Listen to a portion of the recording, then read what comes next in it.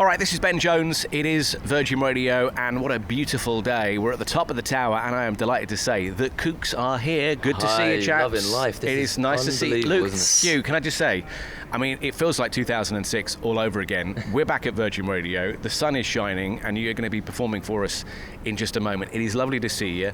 And Never Know is out. How are you feeling about the record out and it's doing well, right? It feels amazing. I mean, the kind of whole point of it was this kind of reignition of the band. I think that's kind of happened internally and externally now. And I feel like, we just went up and down the country doing acoustic shows in the kind of independent venues and all this, and just seeing the kind of amazing love for the new album. It's been brilliant, yeah. I think it's time for the Kooks to have our summer of love again, isn't it? Yes. Let's face it, it's time for us to be back. I mean, it is. I think we've been talking, for the best, but we've been doing this for like 20 years, yeah. right? And you guys look amazing, and obviously since I last saw you, there have been kids. The catalogue has grown bigger and bigger. Have you managed to look and stay exactly the same since 2006? That's very kind. I mean. Well, I just showed you that photo earlier on, and you haven't really changed, right? Hopefully better hair. And I mean, it's funny because people keep asking me about the 2000s, and I'm not one of those people who sits around saying it was the best time ever, but the fashion was amazing. Yeah. And like you can see, I'm sort of bringing it back a bit now, but we both are. It's been fun. It's like we've got the picture of Dorian Gray somewhere in the attic that's going to come out at some point. This album feels like you are both in a happy and healthy place, not only as a band but also as individuals. Is that right? Am I getting that right? That vibe right through the record? For real, yeah. I think the chemistry is really good. Chemistry is really strong, and we made that album ourselves. Which was. Just like we went to the countryside and just sort of jammed and listened to records together, and it was a really amazing moment. And yes, I think in our lives there's a bit of like maturity set in, I guess, but still with the youthful, a little bit of a sparkle of youth. But I think I talked about this when I was writing a lot of the lyrics for the song. I just I'd had a few epiphanies in my life having children. It kind of ignited a new joy in my life, and I felt like I with what was going on in the world, I just felt like I really wanted to write about positive things, even in a small way that could help people. Yeah. It sounds to me like it's a love song to your wife, to your family, but also sort of a love song to life, frankly, is what I hear on the record. Gratitude, and yeah, exactly, and we got to remember these things, it is. And I brought up stuff with my dad, because my dad passed away when I was really young, and my son was coming up to the age I was when he died, and actually it became quite a joyous feeling, that, because I realised how much time he'd have with me and things like that. So there's a few things like that on the album, and it's just a joy for life record. I remember when I turned 40, I had a sort of major wobble, frankly. In fact, I'd dumped my girlfriend, who then became my wife, which is fine, so it was all okay. But I did have a wobble. The journey. And actually now... An existential wibble. It was an existential wibble and a wobble. But now one of the things I have most in my life is sort of gratitude, and you were talking about that. And I think that is something that it's okay for us to feel that and experience that as men in their 40s now, isn't it? I think so. I mean, we have to try, I think, and like I said earlier, just the way things are so pushed into your face in the kind of modern world about how all the bad things, but we have to remember the good things as well, and those are simple things. And I think that's where I was getting to in my life for sure, was just kind of being really happy just to have a very simple, joyous sort of. I think you get to a point, don't you, in life where you just think, what am I about? What am I going to stand for? And you get some distance from insecurity, and you get some distance from chaos, and you kind of think, well, let's do something about the MO, the modus operandi. Let's kind of figure it out. And I think that's what this record is about. While celebrating never knowing, there's a kind of irony to it in that there's some development, psychic development, but also retaining a kind of spontaneity and childlike kind of innocence. Let's go back to the start, because I love these sort of sliding doors moments in artists' lives. The sort of Mick and Keith moment at Dartford train station, or when John met Paul for the first time. Do you remember first gazing eyes on each other? I remember it well. Yeah. You were playing guitar on a street like a busker would, without the hat on the floor, without the profit being made. And I was like, you should be making a profit out of those songs. So you saw the business opportunity. I'm going to make you a star.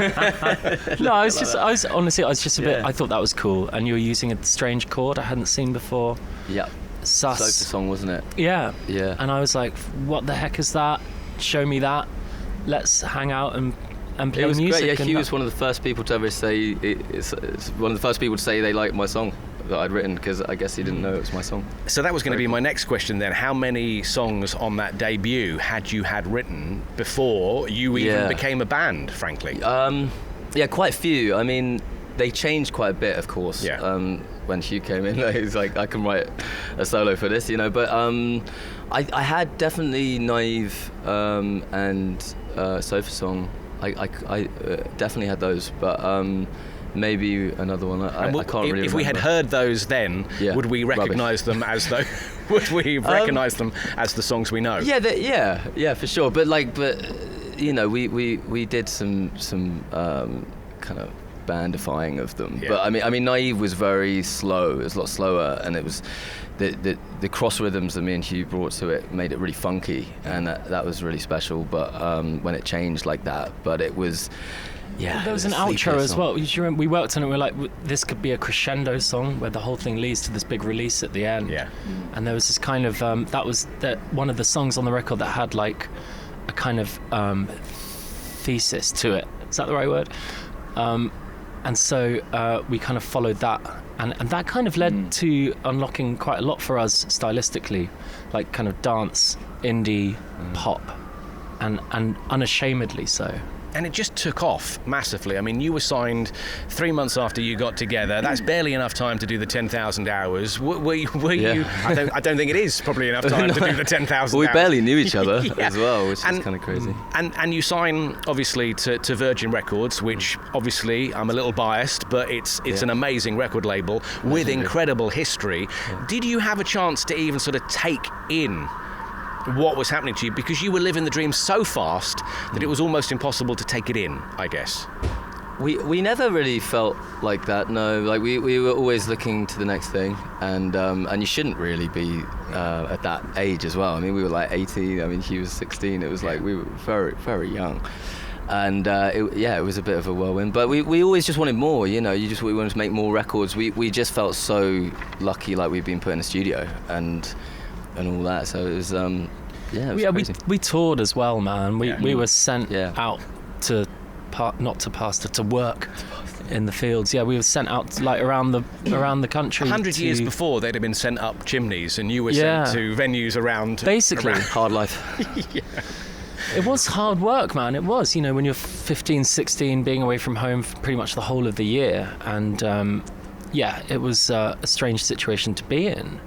I mean, it's funny, I can't play a note, and the reason I can't play a note is because I play the songs on the radio rather than playing the songs that get played on the radio. So you have lived the dream that I wanted. I always wanted to be, you know, when Guitar Hero came out, I was like, right, great, this is as close as I'm going to get. When lockdown happened, thought I'd learn acoustic guitar, failed, just about can do House of the Rising Sun, maybe a bit of Wonderwall. Nice. Was living the... get you down the studio.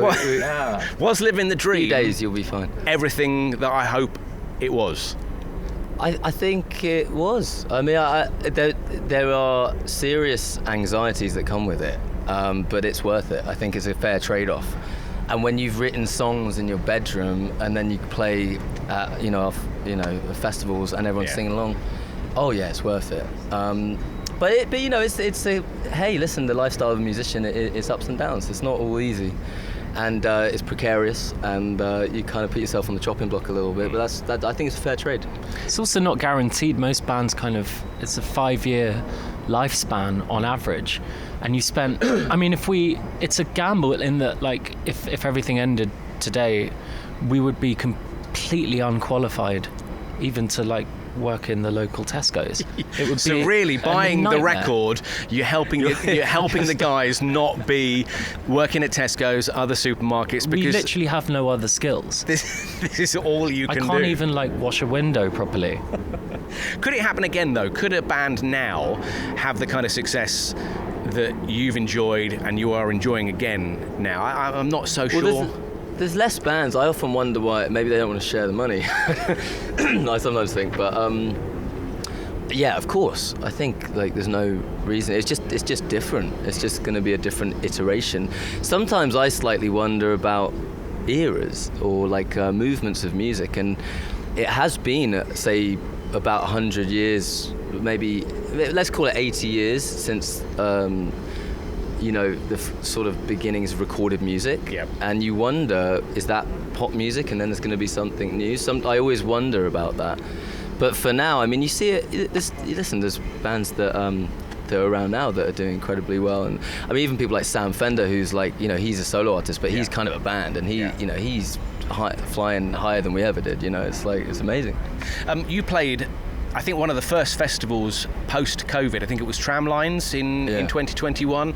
So, I know, talking to a lot of artists, they had questioned whether this would ever happen again. What was it like stepping out on stage, seeing a crowd, hearing the roar, feeling their appreciation after the I think lockdown? I got COVID that festival. It was a super spreader event. Yeah. So you were the guinea pig. Yep. Send him out. But it was amazing. It was honestly quite a little bit weird to have quite severe nerves, because it's just what we do, and I think you if you don't get nerves, when you play live music, there's something slightly wrong with you anyway, but you always get a bit of it. But it was quite intense, but the relief I felt going on that stage, and then just the first note I sang out, and then it was like, oh, I'm home. It was amazing. And seeing the people, and they hadn't had it for so long, we hadn't had it for so long. That's a great quote, oh, I'm home. So you belong. I felt like that, yeah. I belong on the stage. Which part, I mean, my wife always talks about, like, with me, if I don't perform or I don't write a song for like a few weeks, I get really depressed. I get really like... Come out in hives. I come in, yeah, I do. Not the I'm hives. sure you're the same. It's like, it's so intrinsic to... for me, my happiness, and it's such a kind of therapeutic thing. So it was amazing. I find it comes out in like being a creative. I totally agree, by the way. Being any creative will say the same. You go and stir crazy, but also it does come out in other ways. Like you'll be kind of like ferociously making spag bol and trying Marmite, or like oat milk, or crazy creativity finds a way in other places. It's why so many other artists have sort of taken up other creative art forms. Like Ronnie Wood is a great artist, and there's so many others that have sort of gone off. Well, it's evolutionarily important to be creative. Like if you think about Birds of Paradise or Adapt to Survive, evolution itself, like life itself, is a creative force. What was a moment in that noughties period that was your pinch me moment, that you just, was it touring with another artist? Was it going to an event? Was it winning an award? What was that moment when you went, how the hell did we get here? Being interviewed on the rooftop of the Shard. This is pretty good. You have made it. Yeah. This is pretty awesome, man. This is crazy. Yeah. This is the pinnacle. We've had a few. I mean, I remember we were getting photographed by Mick Rock, who's like cool. A legend. I mean, I'm sure everyone knows, but if you don't know, like he was David Bowie's basically. Photographer, and he's worked with everyone, but obviously with our namesake. I remember that because that was very early days before we really kind of, all the public knew us so well, and being photographed by him, and I was like, wow, we're in like with like rock and roll royalty. This is crazy. And he really liked the music, and it was. Well, didn't he get word to us that Bowie had heard of our existence, our mere humble existence? There was But Bowie was like Elton in the sense that he's totally tapped in. He was totally tapped in to new music, and I was fortunate enough to interview him on a number of occasions, and he would be talking about the new bands that we were playing at the time, and what he loved and what he didn't love, and and that kind of always you kind of forget that someone like that exists outside of the studio or the music video or the recorded music. That actually David Bowie has Sunday mornings reading the papers. One of the best things that he did for the world in some ways, because he was such a great communicator, and he really expressed really eloquently how he never reached the top for himself. It was always starting again every time he did a new project, or went to write a song. He felt like he was starting again, which I think is the fact. But I think a lot of people don't communicate that so well, and he really had this humility to share that with the world, where all we're seeing is the genius. And I think that was a really amazing thing to share with the world. And then when he got older and he did those like Heathens and stuff, and he kind of, the way his music got more wholesome. I love that reality album and Heathen. He's outlining, like, he got that it's about the process. It's about the process of the artist and the journey. And it's like you say genius, I'm reminded of that quote, and this totally fits him. What's that quote? Genius hits the target. No. Talent hits the target. Genius hits the target no one could see. Wow. Yeah. I think that's what he was constantly trying to reposition himself to hit something that no one thought he was even aiming at, and that's proper. This record, going back to the new album, it feels like it's quite almost back to basics. You know, it's sort of, it feels like it could have almost been recorded live. It feels live. It feels like a record that you're looking forward to taking out and playing live. Tell us a little bit about the process. Yeah, it completely. I mean, I had this kind of lightning bolt, basically, where I wrote a lot of the songs very quickly, and then I called the rest of the guys and was like, look, I quite like to produce this one myself.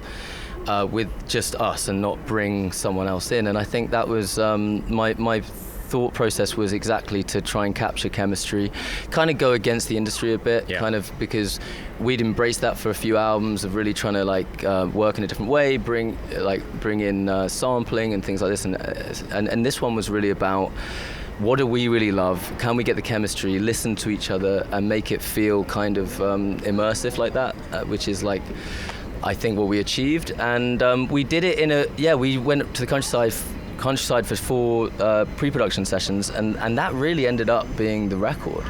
Wow. And it was just jamming, and we didn't slave over them. Everyone kind of came up with their parts very quickly, and so it was all about impulsive, spontaneous, and I think that does give a joyous nature to the music because it's not overthought.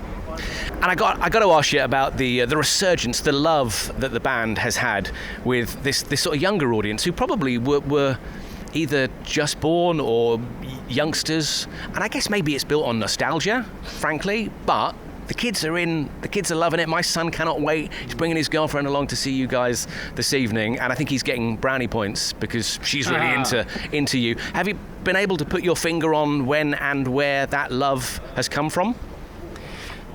We do get asked this a bit recently, and I don't think we have a clear answer. We'd certainly have embraced the new ways that music come out, like starting with streaming and also with social media and TikTok and things like that. But it's an organic thing. I like to think, this is my thing, I like to think that it's our band. We've always been very conscious of the lineage and respecting our elders and really not emulating or copying, but emulating to a degree, but like we're trying to do a new version or just play the songs like from the past that we love and continue that trajectory. And so we've ended up being quite cross-generational in families. So I think, like, I hear a lot, like, you know, people in the car, it would be, you know, you have to find an album that all, like, every generation would like, and we kind of have that, I think. And so maybe like their big brother or big sister had it, and they and now they're older. I don't know, but we're just very thrilled. It's very cool. Also, like a lot of the songs were written and put together by young people, by us, when we were young and angsty and spotty and teenagery and just like a bit of a rabble and a mess, and so are our love lives, and I think that's reflected in the music. And then it's like it sounds nostalgic because we use real guitars and real tape and amps and stuff. So, but isn't the answer that music will always find a way as well? It's a sort of a Jurassic Park quote. You know, life will find a way, music will find a way to reach. You like to think that, yeah. I hope so. I think as well we've really persevered as well. We've had times where I think a lot of people counted us out in a way, and I think we believe in ourselves and we kept going, and so we're present as well. But yeah, I mean, I had it when I was like that age. I discovered the Doors. You know what I mean? Yeah. And it's like that was 30 years before. So it's a natural thing for the next people, the next generation, to pick up stuff from the past. But it's zeitgeist. You know, you can't plan these things. And pleased they are, frankly. And listen, I mean, how nice is it here? And thank you so much for coming to our HQ here at the top of the tower. I mean, what a beautiful setting. I was slightly concerned when the weather yesterday was great, grey and overcast. I was like, oh, please don't be doing this. But this is not a bad place to play live, right? Thank you so much. Probably quite burnt by now, but thank you. The Kooks, you'll be able to watch their session on our YouTube page as well. But for the time being, Luke and Hugh from the Kooks, thank you. Good to see you. And great to see you, mate, as always. Thank you.